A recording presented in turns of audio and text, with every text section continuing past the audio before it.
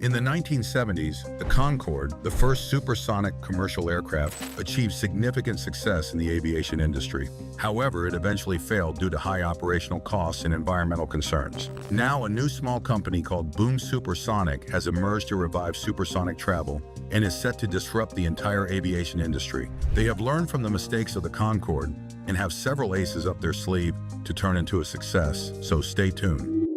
Originally from Denver, but currently headquartered at the Centennial Airport in Dove, Colorado, Boom Technology Inc., or Boom Supersonic, is looking to revolutionize the way people fly. However, few people know about the main brain behind the company. Their CEO is Blake Scholl, while their CTO is Josh Kroll. And if you haven't heard of those names, don't worry. That's kind of the whole point. Shortly after its founding in 2014, Boom became a part of a startup incubation program by Y Combinator. As a startup, they relied heavily on venture capital. And while some of their biggest investors were Y Combinator, Seraph Group, 8 Partners, and many others, one man stood head and shoulders above the rest. Sam Altman, the man behind OpenAI and ChatGPT, is one of Boom's biggest investors. Also, Laurene Powell Jobs, the wife of the late Steve Jobs, with her Emerson Collective, is part of the investment round. If the man who is redesigning the internet believes this company is going to do amazing things, then there's got to be some truth to it, right? Well, it turns out it's true.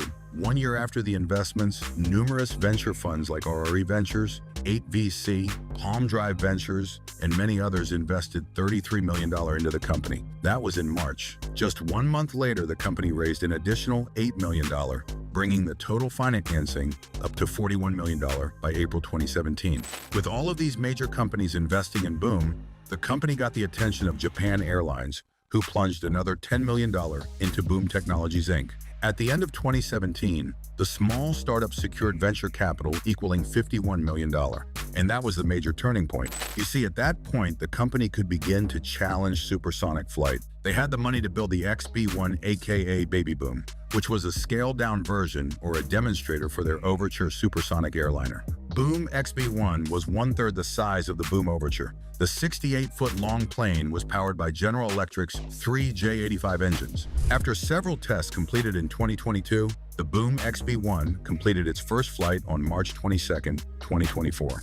1 month later, on April 16, 2024, XB-1 received a special license from the FAA to begin test flights for Mach 1.1, 1.2, and 1.3 later this year. If everything goes according to plan, the XB-1 will have no problem reaching those marks because its top speed is set at Mach 2.2. After completing testing, Boom could finally start working on their full-scale aircraft. But before they could do all of this, the company had to continue raising venture capital. In a little over a year, by January 2019, Boom's venture capital rose by another $100 million, which allowed them to plan the demonstrator's first flight, which took place in 2019.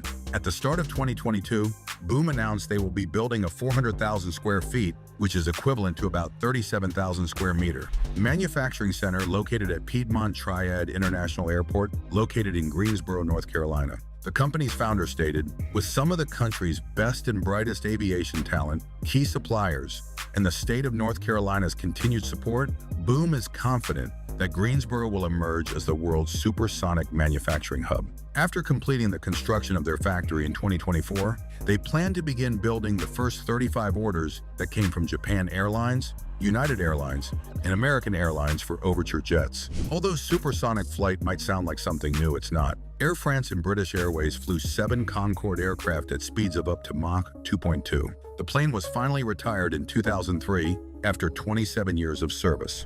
Boom Overture, on the other hand, is brand new. They're planning to redefine supersonic travel with a range of 4,500 nautical miles at a speed of Mach 1.7.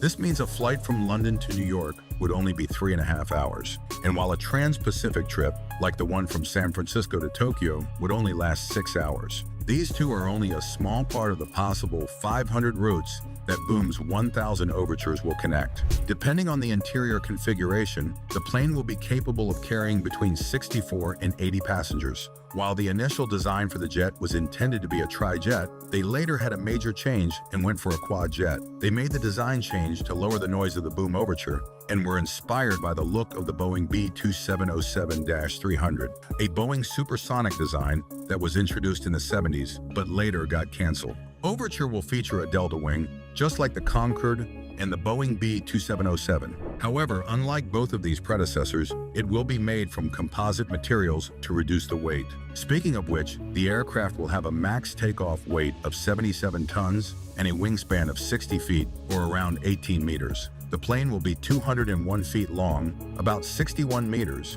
and it will be powered by 4 Boom Symphony medium bypass turbofan engines at the back, each producing 35,000 pounds of thrust. Speaking of engines, Boom Technologies considered using an engine developed by either Rolls-Royce, General Electric, or Pratt & Whitney, but in December 2022, they announced that they would build their personal turbofan to power Overture. The engines would use only sustainable aviation fuel only. If you're wondering about price, Boom Technologies is aiming at a price tag of around $5,000 for a round trip business class ticket from London to New York. That rate is comparable to many subsonic flights available today. Boom. Supersonic has already taken orders for 15 aircraft from United Airlines, with the option to buy 35 more, 20 from American, with the option to buy 40 more, and 20 options from Japan Airlines. The United States Air Force even said they'd be interested in acquiring Overture aircraft to serve as Air Force One for future U.S. presidents. At a price of $200 million per aircraft, excluding options and interior,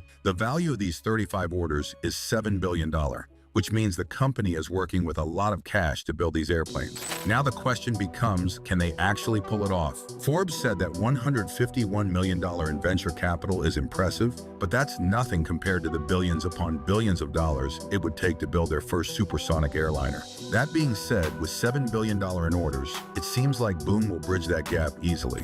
While they're not the only ones looking to introduce supersonic flight, their 2 competitors are not in the same field. Ariane and Spike are looking to build supersonic business jets for the wealthy elites. Meanwhile, Boom Supersonic is looking to offer a 64-seater supersonic aircraft to major airlines. The company aims to remove the business class from traditional airliners and introduce it on their Boom Overture, which would bring passengers to their destinations, traveling at 1.7 times the speed of sound, and they plan to do that at the same or a cheaper price tag. Now you might be thinking, so what?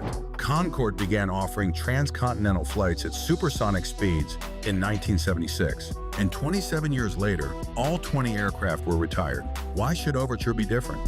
Well, first of all, according to Air Data News, Overture will have a range of 4,500 nautical miles, whereas Concorde has a range of only 3,900 nautical miles. Sure, Concorde was faster, reaching Mach 2.1 or 1,535 miles per hour, but the Overture's slower speed of Mach 1.7 could actually be helpful. One of the main reasons Concorde was operated by only 2 airlines, Air France and British Airways, is because of the noise. It couldn't be used for short haul because breaking the sound barrier is very loud. Overture, on the other hand, is 30 times quieter, allowing it to be flown to 500 different routes. On top of that, Overture has 40 years of research and data. Concorde was a plane designed in the 70s. Overture is new and can take advantage of all technological advancements that have come in aviation since then.